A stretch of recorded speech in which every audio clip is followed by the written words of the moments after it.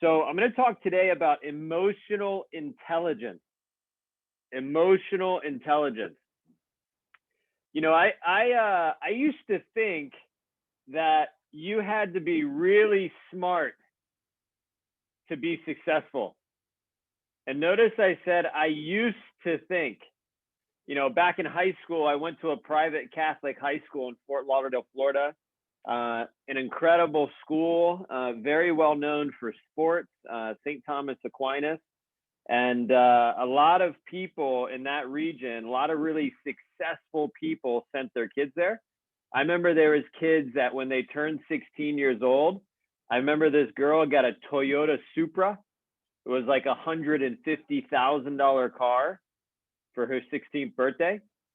I got a high five and hey, jump on the bus. And I had to walk a half mile to the bus stop and on the way to and from when I turned 16.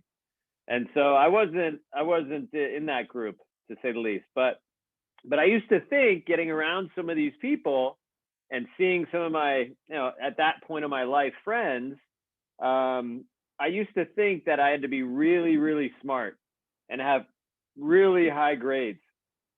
The SAT, I don't know if you guys, raise your hand if I only see a couple of you guys on screen, but raise your hand if you guys ever took the SAT. So I'm proud to say I got right about 1,000. I think it was a 980 on the SAT. That is not good. Maybe 1080. I don't remember. It's right about 1,000. I do remember there was somebody in my class that again, I'm not picking on anybody, but they misspelled their name. I don't know if you remember, but the SAT, that if you spell your name right, you get like 200 points. They misspelled their name. So I didn't do that, but I was not far ahead of that. And so even getting into college, getting to Penn State, although I was a decent athlete, Penn State had to use a special athletic entry because my grades were so bad. Now, my SAT score is so bad. My grades were decent. I was like a 3.0 student or whatever. But again, I used to think that if I wasn't that smart, I wouldn't be that successful. But what I've realized is your IQ, which is your intelligence, is different than your EQ, or your EI, your emotional intelligence, right? And so what is emotional intelligence? Emotional intelligence is the capacity to be aware of or control your emotions, to handle interpersonal relationships empathetically. So really, the emotional intelligence side of things is like having a lot of awareness of how you're feeling, and knowing that when you're feeling a certain way, there's things that you can do to make change, to feel better and to do better. Now, let me ask you guys, raise your hands. How many of you guys woke up in the last 7 days and thought about your emotional intelligence? Be honest. Be honest. One person, two people out of like 30? Okay, so that means a lot of us didn't, and I'm okay with that. I didn't either until I started thinking yesterday. I thought to myself, I had a call with some of my friends that are helping me grow this idea, and they said, "Hey, Ken, how do you come up with your content? I've gotten on your YouTube channel, and I've noticed that you're kind of forward thinking in regards to people in the business." And I started to think to myself, what I do is I think about my friends in the business. I think about you guys, really all of you guys in the call. I mean, the group of people that care about their future, that care about their own growth, that care about personally developing. And I think to myself, man, what is something I can talk about, or what is something I could cover that could really help you level up? And I happened to read an article recently about Warren Buffett, and a few days ago he sent a message to all his shareholders, and I'll tell you about that in a minute.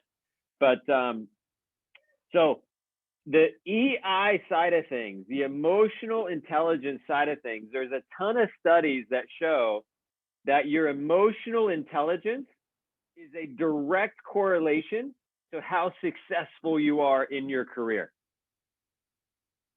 So it's really, really important that you start learning and thinking about how you feel in certain times and certain experiences and certain, challenging times, opportune times, right?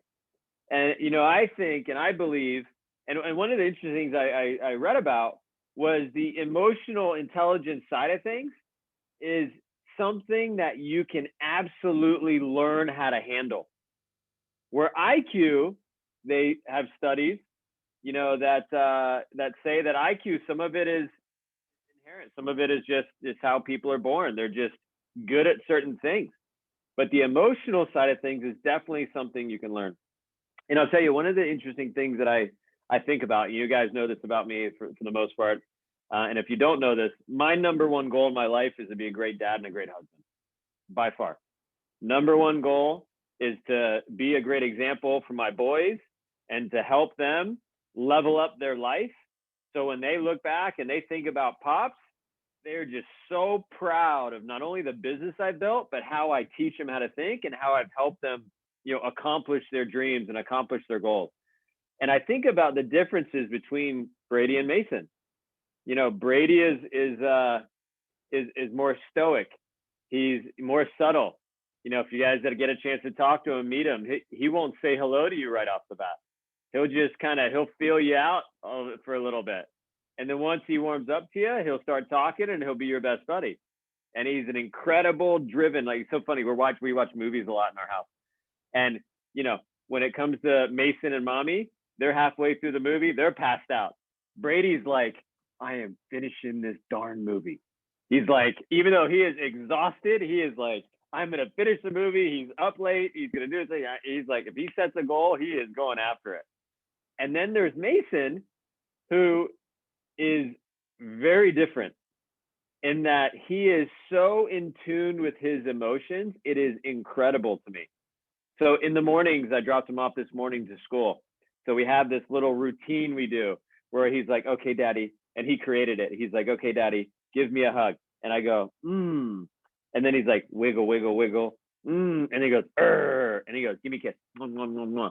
I love you, Daddy. I love you too, buddy. But that's like our little thing that we do every day. And if I walk away and he doesn't feel the love enough, he goes, wait, come back. I need some more. And then he gives me another hug, another kiss. And he's like, love you, Daddy. Peace. He walks away. But he's so in tune with his emotions. And I'll tell you, I'm not that way. So this is definitely something I had to learn. Now, when learning emotional intelligence, there's four things. And when learning anything, really, there's four things or four phases of learning that you'll go through. First of all, the first phase of learning is an unconscious incompetence. Unconscious incompetence. And this just goes with anything you're learning. So what does it mean to be unconscious and incompetent? Well, simply, you don't know that you're not good at it. You're unconscious, you're not aware of it, and you're incompetent, meaning you're not good at it. You don't have the competence, you don't have the skill, right? So you don't know that it's an important thing to learn. You don't know that you're not good at it, etc. So that's the first phase. And then the second phase you move into is conscious incompetence. So what that means is you start to think like an emotional intelligence, like, man, I'm really not good at this. Whenever things happen in my life, I react and I'm like, I lose my attitude. I lose my cool. My emotions go high and low. And it's like a roller coaster. Right. And so you start to think, man, damn, I suck at this. I'm really not good at this. Whatever it is, it could be golf, right? You're just not good at whatever it is that you're doing.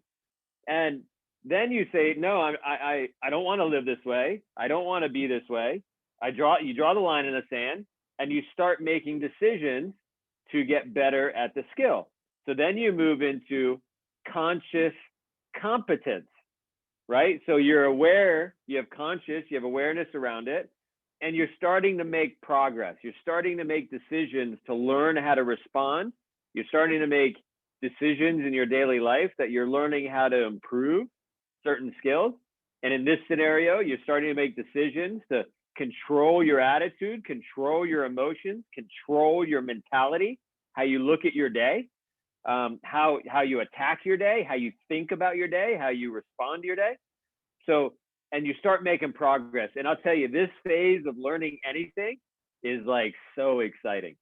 It's like it's addicting when you start getting good at something.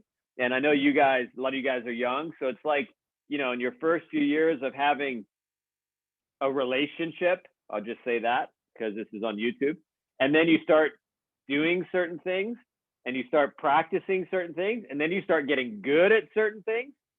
All I'm saying, it's exciting. That's all I'm saying. I know you guys, I got to stay relevant. You know what I mean? I got to stay relevant. I'm trying to get Ali to smile a little bit, but it's, you know, it's trying to stay relevant. All right. So you gain confidence, you gain progress. You start walking around like Conor McGregor. He's got his hands up. You're like, oh, one of these, you know, walking in like, you know, how, you know, and then, you know, if late, he got his ass kicked. But anyways, before that, he was pretty good. And then, I mean, amazing, frankly. And then fourth phase of learning anything, and again, this idea of emotional intelligence, it's mastery. It's where you become unconsciously competent, meaning that you're so good at this, you don't have to think about it. You're so in control of your emotions, things don't bother you. And you know you can choose to allow or not allow things to bother you. And again, emotional about something, right? And things become second nature. So this is where mastery occurs. And at anything, right? Again, you can think of the game of golf. You can think of the game of basketball. You can think of any skill that you ever learned in your life, having, or it could be driving, as basic as that, right? You can you drive back and forth from the office or the gym or wherever you go, and you're like, how did I get here? You know what I mean? It's just you're unconsciously competent at driving or brushing your teeth, hopefully, or doing whatever you do. And you're so good at it, you don't even have to think about it. All right. Now, why should you be aware of your emotional intelligence? Well, studies show that people who have a high emotional intelligence, number one, communicate better with the people they interact with, because they have awareness around how they feel. And so it actually opens the door to connect with other people and how other people feel. And I can tell you, I've learned in my career that people will respond to you simply based on how they feel about you. And if they feel safe around you, they feel that their confidence is built around you, they feel that they're going to improve their lives by being around you, then they're going to want to be around you, right? So if you're able to communicate with them in a way that helps them feel great, then of course, it's going to be a good thing. So number one, people with a high emotional intelligence communicate better. Number two, they reduce anxiety, stress, and any type of negative mentality, like depression, right? These things I hear a lot in the last like year of people going through waves of different things. Well, it's because of, you know, again, they're understanding their feelings. So if I feel down, as an example, because I believe I've worked on this for many, many years, I do things to snap myself out of it. And again, I tell people this all the time. I don't go to the gym every day or do my exercises every day. You know, the last 3 or 4 days, I've actually done a lot of things from home because Brady just got his tonsils taken out a few days ago. And the poor little guy is like really hurting or whatever. So I don't want to be away from the house too much. And if I feel like I'm going a certain way or whatever, I mean, first of all, I proactively work out every day. And I don't do it to get big and strong and whatever. And although I feel like I'm pretty fit, I do it for my mind. The number one thing I want is to have an incredibly strong mind, because when my mind is strong, all else follows. It's the old saying, where your head goes, your body follows. And if in our business, where your head goes, your business follows. So that's why I'm super, super disciplined. Even if it's 20, 30 minutes and it's not a long, you know, extensive workout, I get it in no matter what. I have to. But it definitely reduces anxiety and stress when you have a high emotional intelligence. Number three, you're able to diffuse conflicts really easily. You know, in life, there's going to be people that come at you for really their own internal reasons. And I've learned it's not about you, right? So if somebody comes at you, like a customer in what we do, if they come at me and they're frustrated, upset, blah, blah, because of something that happened in the past that I had no control over, I don't respond to it. I don't have to. It's they're throwing stuff at me or whatever. I just, my response is I'm really sorry you feel that way. And I'm genuine and I'm taking it in, but it doesn't affect me at all because I know that it's not about me. They're giving me how they feel about themselves inside, and that's okay because I can handle it. But when people, and then as people kind of let go of all their issues, then the conflicts are diffused, and then they walk away, and hopefully they walk away in a better state than they came across you. So, but again, you have to have a high emotional intelligence, because I can tell you, back in the day in soccer and everything else, if somebody came at me, I was so high tempered and such a hothead that I'd go right back at them. And then next thing you know, I get red carded and I'm sitting out for 2 games. No fun, no bueno. Number four, high emotional intelligence people improve their relationships, have amazing relationships with the people that are the most important to them. Family, husbands, wives, boyfriends, girlfriends, they emotionally are able to connect on a different level.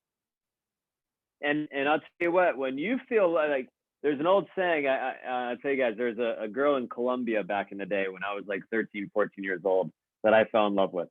And there's a poem she wrote to me one time. This is a friend of one of my aunts and uncles. She said, "To love is nothing. To be loved is something. But to love and be loved by the one you love is everything." I'll never forget it. And although it's kind of a cheesy, like, you know, not really cheesy, but it means something, right? So to actually fall in love with someone and have them love you back, in my opinion, that there is nothing more amazing than that. And that's the kind of love that family has, right? So it's a different type of love, but you know, the love I have for my children is a different type of love. For anyone that's a parent, you know what I'm talking about. There's just a different type of love, but you will improve your relationships. Your relationships will go to a totally different level. And then last but not least, high IQ people, EQ people, emotionally intelligent people have a ton of empathy towards other people. And they have an ability to overcome life's challenges a lot differently than a lot of people. They're just able to go through more than other people. And frankly, I think of my career, that's me. Over the course of 18, 20 years, and again, I think of my father, 39 years at the same engineering company, like people who have long careers at whatever they do and successful careers, it's not about having a good day. It's not even about having a great year. It's about having a great life. And when you go through things and you're challenged by things, you ultimately will learn a lot about yourself. And more importantly, you'll learn how to build your own confidence and level yourself up. And again, great news about all this stuff is you can learn about this. There's a ton of YouTube videos about it. I highly encourage you to do that besides watching this one and liking it. But there's a lot of things you can do to help your emotional intelligence. And I'll tell you, I mentioned Warren Buffett earlier. And what an incredible guy, Warren Buffett. You guys probably know him. He's pretty well known. He obviously is a pretty wealthy individual. But the article I read recently about Warren Buffett was talking about how strong his emotional intelligence was and how it comes across and how he communicates with his shareholders. So, and I learned from him as I read the article. And so one of the things he displays is a very high level of humility, conscious humility. And so, and what does that mean? So that means, hey, when you F up, you screw up something, it's okay. Admit it. Move on from it.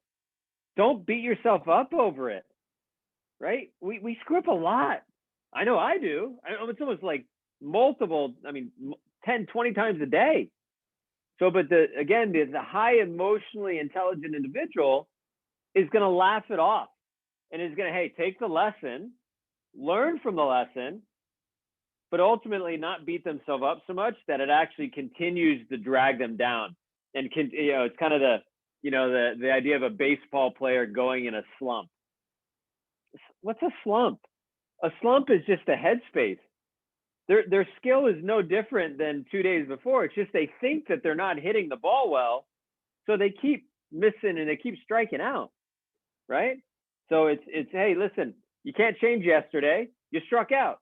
I think the old saying is Babe Ruth has the most home runs ever or whatever. I may be wrong. I don't know, follow baseball too much.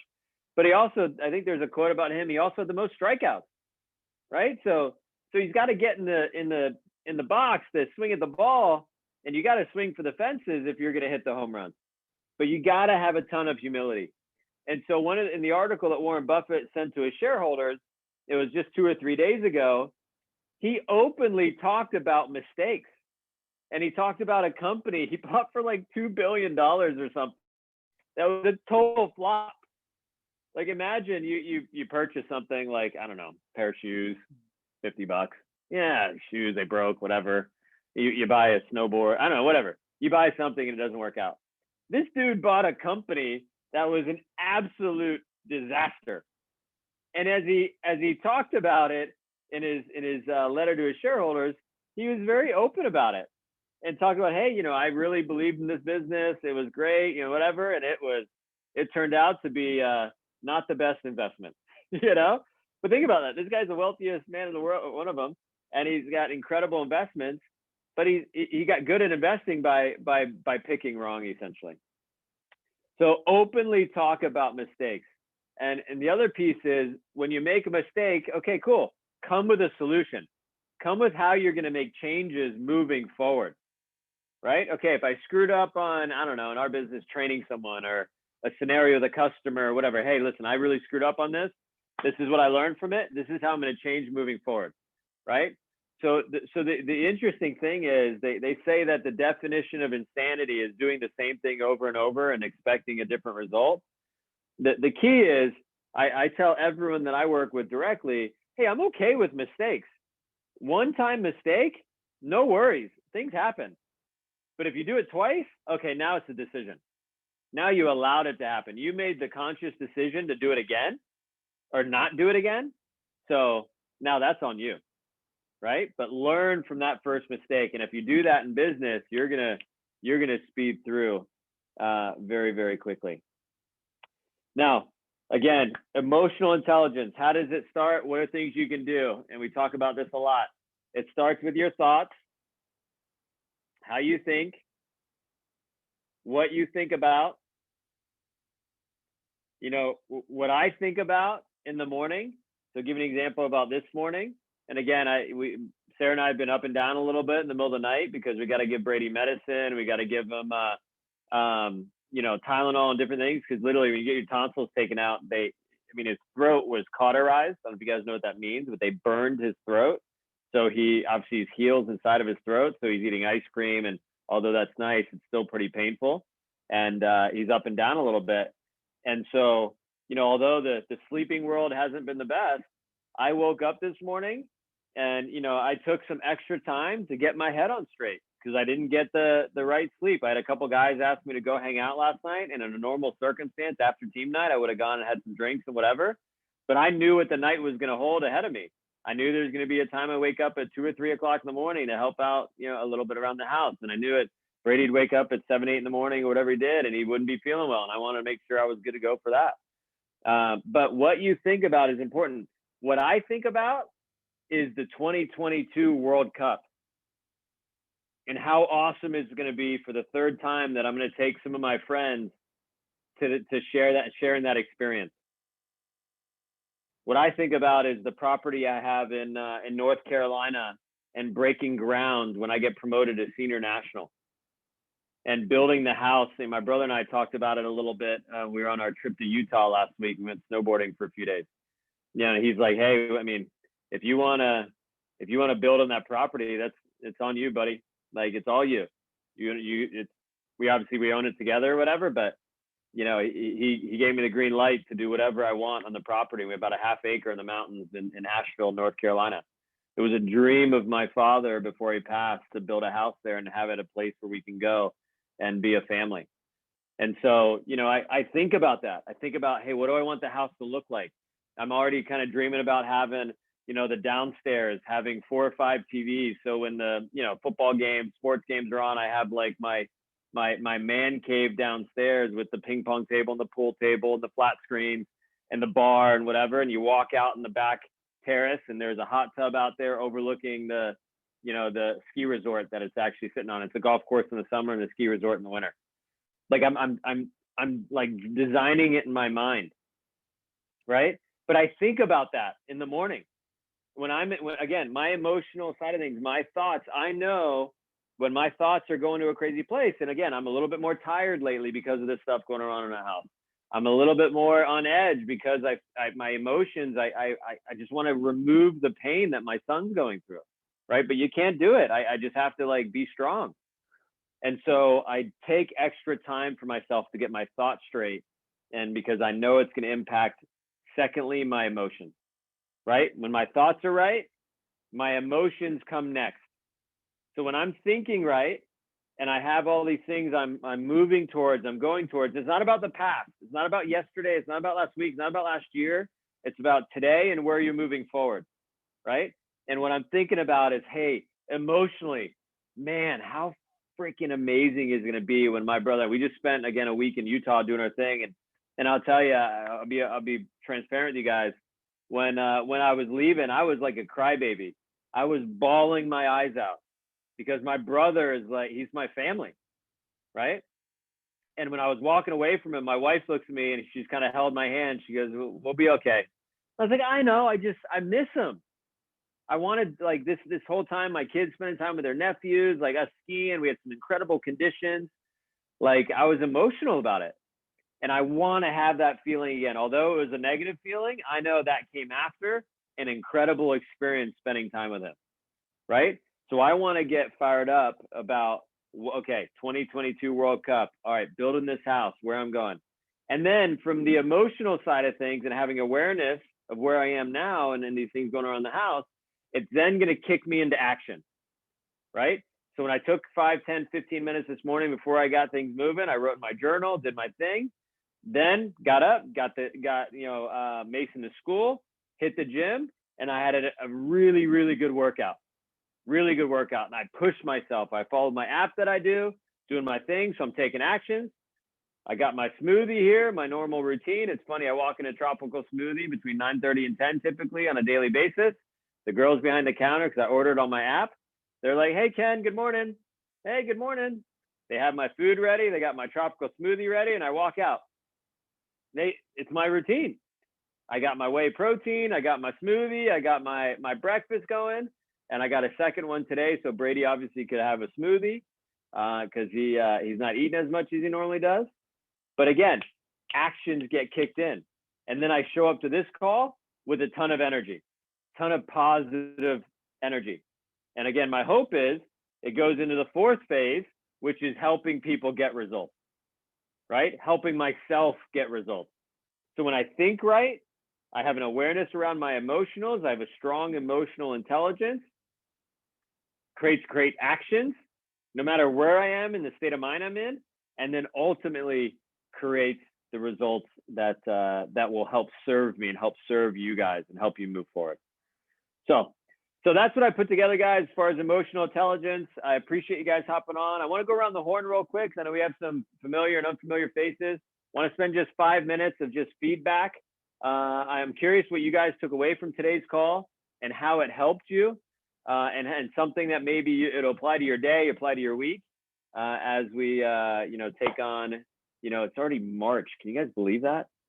It's crazy. 2021 March. Time flies. So what are some big takeaways? I'm curious. Go ahead, Mark. I see you raised your hand with the little Zoom hand raise. Hey. Well, to answer your question, I think a biggest takeaway is your mind's got to be right for you to get the desired results. I think sometimes people wake up and they have uncontrollables, and then all of a sudden they attack their day with a poor energy, and then they don't get the results they want. So that's a takeaway. And I wanted to ask you a brief question, if you'll allow me. Sure. So you talked about if you wake up and you're feeling poor, like poor energy or negative energy, or you're like carrying the weight of yesterday, you go through a morning routine. I'm curious, what do you do throughout the daytime if a negative obstacle pops up? And you said you snap out of it. So what are some things you do, or what flows through your mind when midday, you can't go to the gym, you can't hit the sauna, but midday you get some bad news or something uncontrollable? What do you do to actually snap out of it? Well, I'll tell you. So to kind of backtrack, you said if you don't go to the gym, whatever, I have to go to the gym. I have to have my morning routine. And so I tell you, in 365 days in a year, I'd probably say there's 10 days throughout the whole year I don't do my morning routine. That's how committed I am to getting my mind straight and to getting my day going. Even when I'm traveling, even when I'm doing things, I take 5, 10, 15 minutes. When I was in Utah, I took 5, 10 minutes just to get my head straight. I didn't actually work out because we were skiing, snowboarding all day, but I did my morning exercises in the hotel. But I tell you, so when anything happens in life, when you, again, have a strong emotional intelligence, so you have a strong control of your emotions, and maybe you get a phone call that's a really, unfortunate phone call. Something happens that you have, little to no control over, customer, life, family, whatever. I just ask myself this simple question: can I control? I've noticed for me, when I start thinking about things I can't control, things that are outside of my control, outside of my, again, decision making, that's when I start losing my attitude. So I just revert back to, hey, can I control that situation? And when it's a no, an honest no, I don't think about it. What I think about is, okay, cool. How can I help that individual? How can I help this situation be positive? But it doesn't affect me. I mean, and then I've gotten a lot of awful, awful phone calls in my life. Awful. And sometimes you got to take a minute and sit back and look outside and be grateful that you're on this planet, and grateful that you're breathing, and, have subtle perspective about what's going on. And then you try to move forward. But, I would just say that is I try to think about, hey, can I control that scenario or that situation? And normally it's a no. And so I don't try to get emotionally wrapped up in what's going on, because I can't control it. And the more you start to realize, especially with like developing people and coaching people, I had somebody ask me in the last 2 days that I coach, like, don't you get upset when the person, blah, blah, they, someone doesn't show up on time, or somebody is says one thing and does another? I'm like, no, I don't. I actually get excited that I'm starting to realize who they are, because the old saying of your actions speak so loudly I can't hear what you're saying really just starts to show up. And the hardest thing for me to do early in my career was to try to help people that didn't want to get better, didn't want to improve. So now I'm excited that I know who I'm dealing with. It's better to know than to not know. So hopefully that helps out, Mark. So I appreciate you asking a question. Go ahead, Sanjay. You want to add something? What did you learn today? Yeah, so the biggest thing that I took away from the call was something that you mentioned, Ken, about top performers and higher leaders, about not wondering about having a good day, about having a great life, and just understanding that in life, you're going to have a lot of uncontrollables and things happen to you. And it's not about what happens during the day. it's about how you handle it through life and what can happen in the future. So that was pretty important and awesome to hear. Very cool. Thanks for sharing. All right, one or two more. Anyone else? Big takeaways today?